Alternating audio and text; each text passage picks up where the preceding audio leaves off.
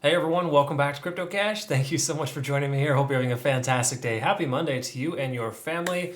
Let's go ahead and see what's going on here with Bitcoin. Kind of an uneventful weekend, honestly. And I get a lot of questions like, "Hey, when's the next signal?" Well, we got to wait for a potential push in either direction. Bitcoin is kind of doing a little bit of false positives right now, I like to call it, and we're really getting a lot of a few reset buttons when we hit these key level resistances and supports. So we want to have a definitive direction before we take entry, and at this point, not a lot going on in that regard. But again, things will likely change here in the upcoming weeks. That being said, not a financial advisor. If you want to kind of learn how to become a better trader, check it out. CryptoCache.tech is a site, link down below. I help you become a better trader with private videos, an amazing trading community. We all learn and grow together, and it's just an awesome experience. And essentially, I send out signals as well, and we did take some profits here from Ethereum recently. But once again, that was fairly recent. That was not in the last couple of days, because honestly, it's been a very quiet last couple of days. So again, to me personally, the best trade is no trade at this point. Not saying you shouldn't trade at all if you're day trading, but for like more of a swing trade mentality, we want to kind of wait for a definitive direction, and we'll see if the charts tell us anything about that here today. We'll also take a look at traditional markets as well and kind of see where we're at, kind of get perspective there. And the very last thing to mention is just that you want to join Bitget. Use the link in the description below for that, because I do offer a $10,000 prize pool monthly, and we all have a great time with that. So be sure to check that out in your own time and hopefully benefit from that as well. So here's the thing with Bitcoin.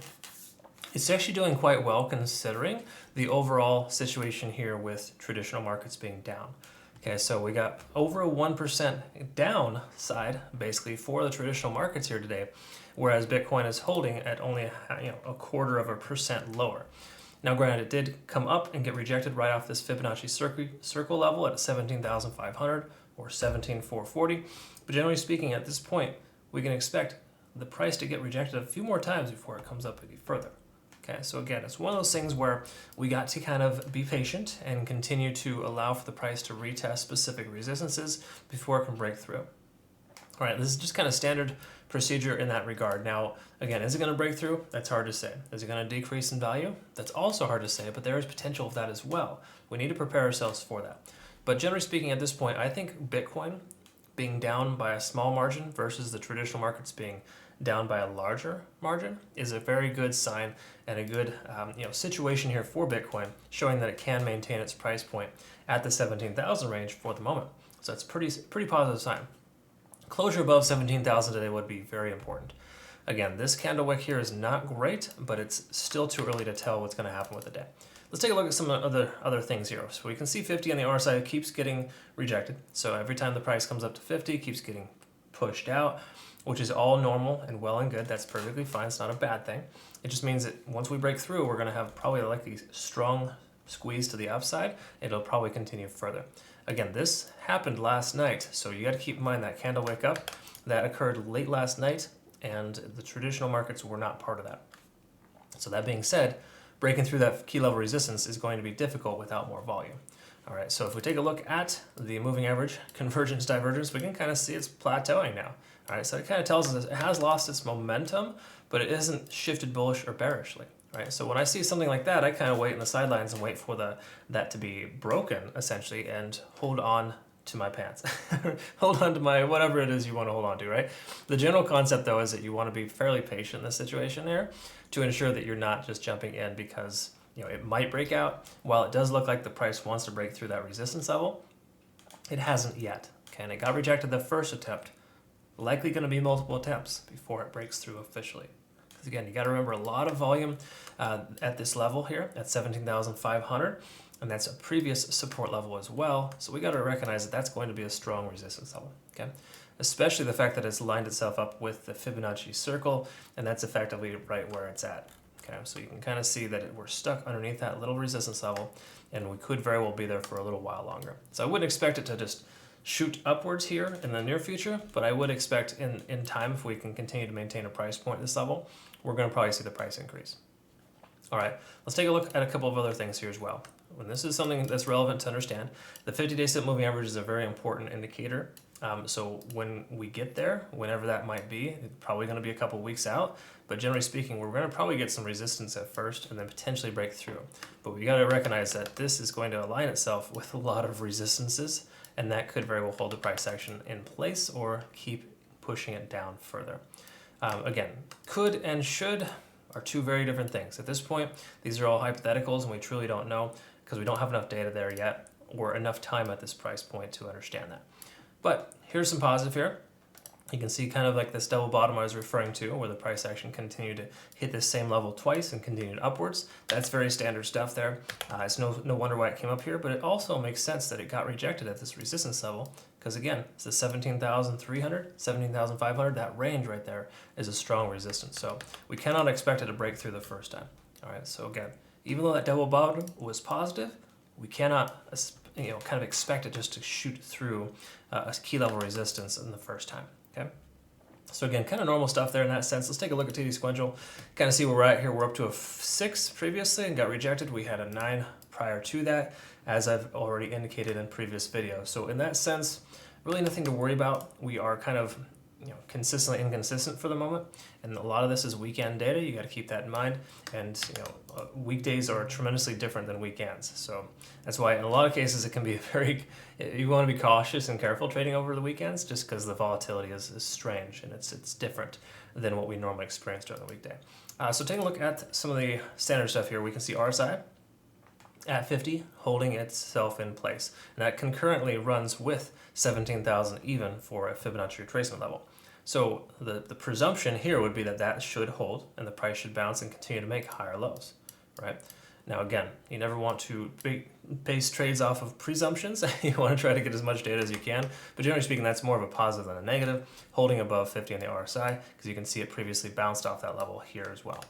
Okay, so again, mostly good stuff there. We can see the RSI, the MACD is starting to diverge. Okay, now this is traditionally not a fantastic sign, and the main reason why is just because it's kind of telling us that, hey, the momentum over the last 12 to 26 candlesticks is essentially shifting bearishly.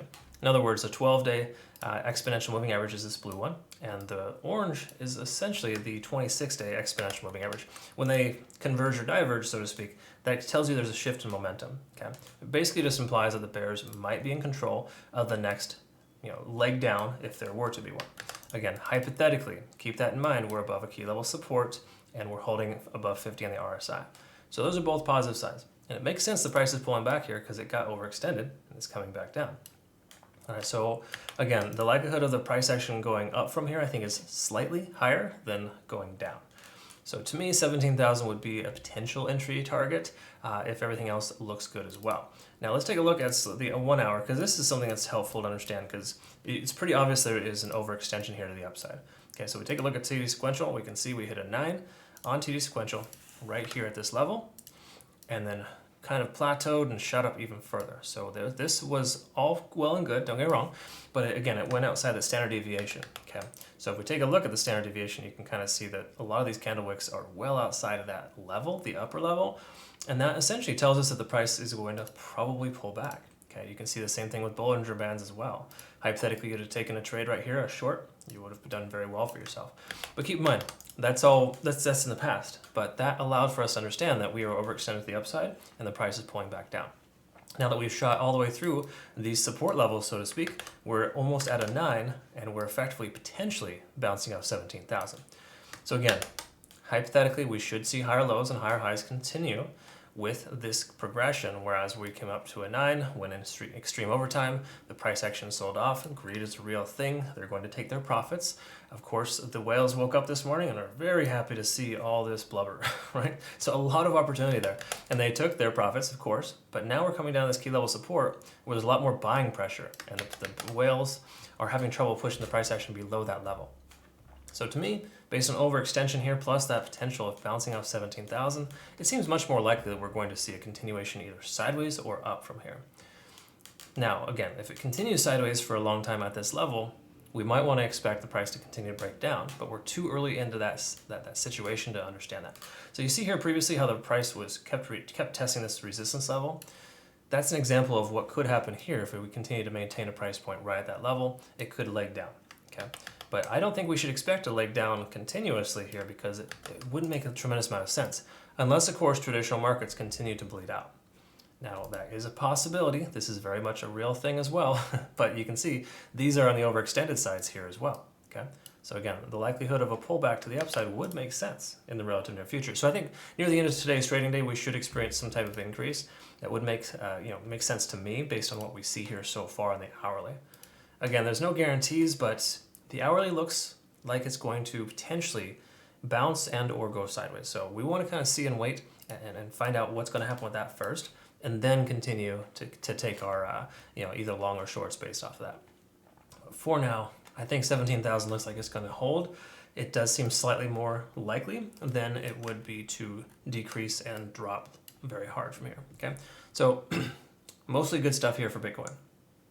Once again, if I were to give a probability, statistical probability of up or down, I would say we're like a 55-60% chance of upside versus a inverse to the downside. It's one of those things where it's definitely not definitive, and in situations like this, I prefer to wait, honestly. So I know that you want to see some wonderful, awesome signals, but you can't control the market. All you can do is kind of jump in when the market is moving the way you want it to. And we don't quite see that yet, okay? Maybe near the end of today's trading day, we could see that very well, but we're almost there and no confirmation at this point. All right, so that's kind of where we're at here. Hopefully that made sense and I explained things correctly. And if you want to learn a lot more and become a better trader, again, CryptoCache.tech is a site. Link in the description below. Hope you have a great rest of your day. We'll look forward to seeing the next one. Take care.